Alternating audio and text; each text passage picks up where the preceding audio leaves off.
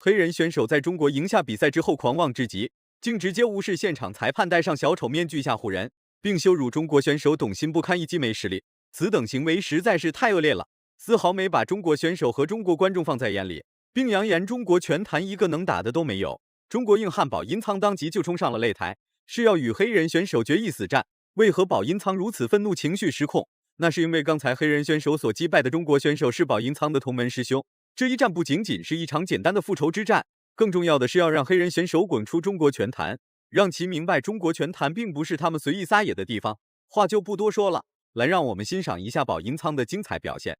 请长按3秒点赞。比赛开始，保音仓率先给森巴库利巴里来了一个下马威，无情的铁拳肆意攻击着黑人选手的脑袋。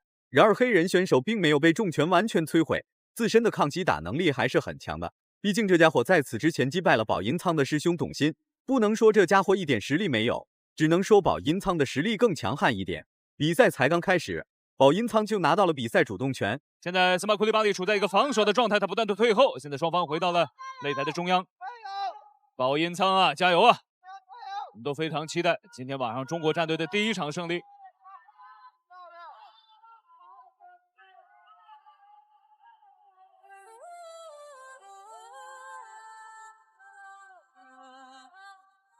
森巴库利巴利是29岁，应该说是处在职业生涯的当打之年，身高173公分，9胜3负的战绩。但是呢，保音仓的身高臂展呢都比对方。黑人选手的脑袋再次遭到了重拳轰炸，甚至被按在地上暴揍。不知道是保音仓的拳头力量太轻，还是黑人选手的抗击打能力强，长时间的击打还是没能摧毁黑人选手的防御。连续的重拳就像是雨点一样，全部都精准无误打在了森巴的脑袋上。如此疯狂的攻击都没能攻破黑人选手的防线，看来董鑫输了比赛并非是一场。20秒。刚才这一波攻势啊，真的是掀起了现场的热潮。刚才又是一记非常精准的前手拳，击打到了对方。刚才这一记后手重拳，森巴库利巴利是不是有点顶不住了？勾拳上勾平勾，上勾平勾，连续的组合拳的攻击，看看能不能破了森巴库利巴利的防守，再用肘击。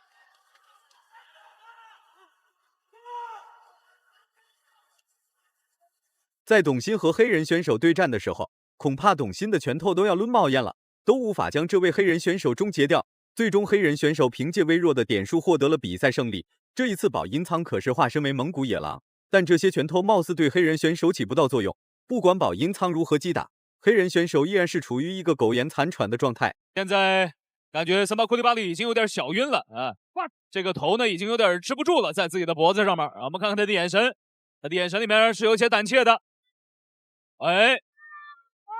这个一回合比赛3次击倒，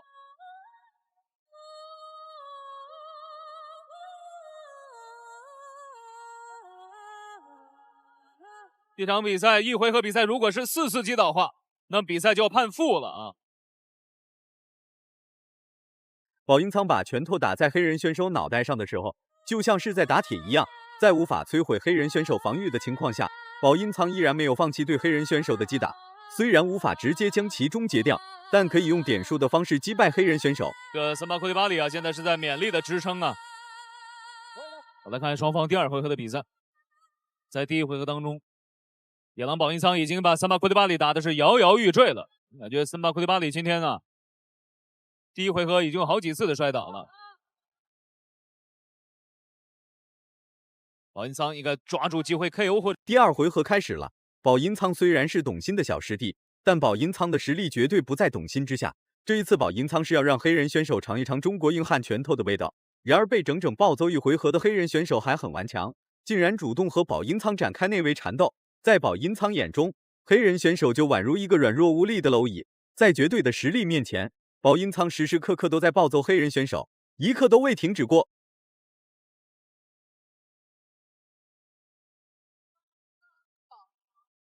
现在保音仓的出拳也是试探性的啊，没有用上全力。在第1回合他是积累了比较大的优势。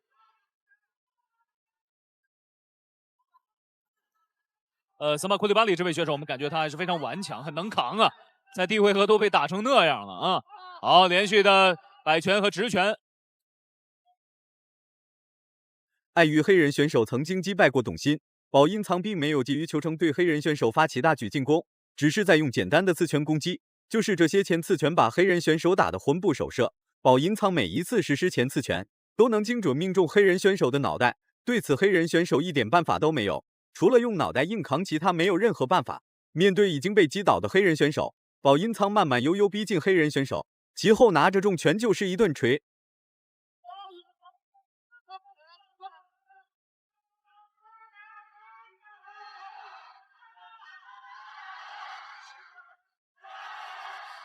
就是这样摇摇欲坠，但是森巴库利巴里还是能够挺住。我们觉得他的这个意志力还有抗击打能力还是相当不错的。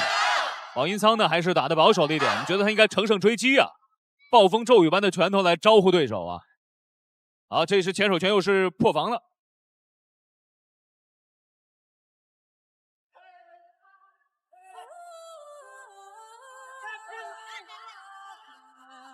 在蒙古野狼面前，黑人选手就像是一个任人宰割的小羔羊，不对，应该是叫小黑羊。保音仓面对眼前这位连站都站不稳的黑人选手，内心并没有急于求成，也没有出现任何慌张，则是稳扎稳打，继续用刺拳和摆拳来攻击黑人选手。加油！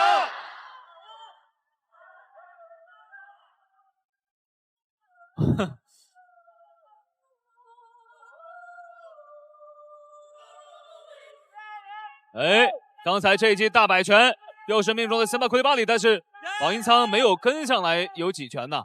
森巴库利巴里比划出了一个小 case 的手势。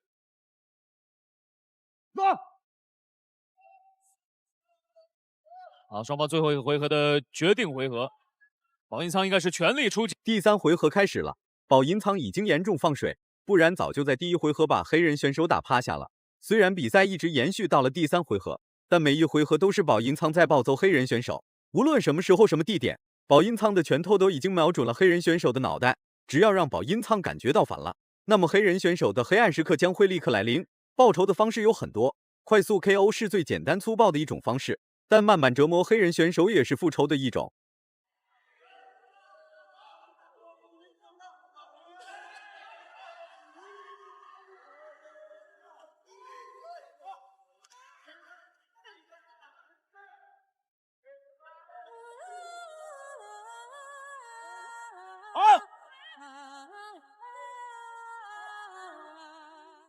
现在保音仓出拳落空的机会也比较大，双方动作速率都感觉变慢了。黑人选手的脑袋都快被打成了筛子，但这家伙依然在苦苦坚持。不管保音仓实施什么样的进攻招式与动作，黑人选手都能用肉身硬扛过去。为何保音仓如此暴怒，时时刻刻都在拿着重拳往黑人选手脑袋上砸？那是因为黑人选手在赛前的所作所为实在是太恶劣。不管换成谁来迎战森巴，黑人选手的下场不是被快速 KO 就是被暴揍一顿之后再 KO。然而这一次黑人选手遇到的对手可是保音仓，不狠狠暴揍黑人选手3回合，保音仓绝对不会善罢甘休。两位选手这个体能消耗都非常大。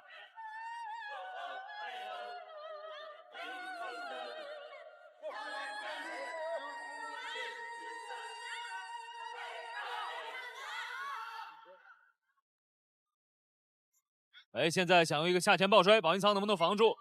好，保音仓这个防摔防得不错啊。森巴库利巴里这个 take down 的招式被他看穿了。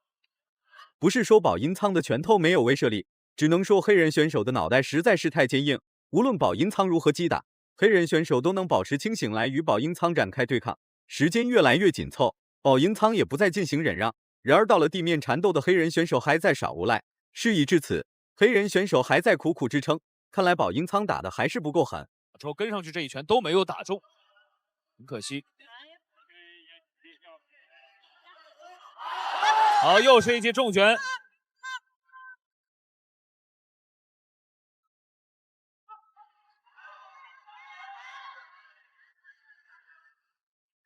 森巴库利巴里这场比赛是无数次的站起来。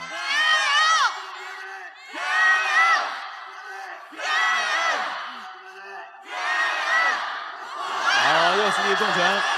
不得不说，黑人选屁屁的弹性还挺好，差点原地弹跳起来，被裁判扶起来之后开始和裁判哭诉。保音仓的拳头命中率虽然很高，但从头到尾都没能把森巴击倒一次。不过保音仓是完完全全暴揍了森巴3个回合，这不比直接将其快速 KO 解气？裁判的打分。声音大一点，等会儿他要宣布了，再用鸦片来接下面音乐。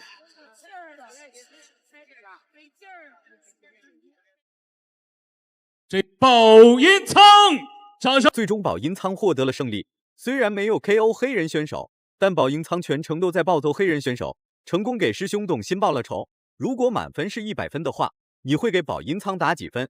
视频到这就结束了，咱们下期不见不散。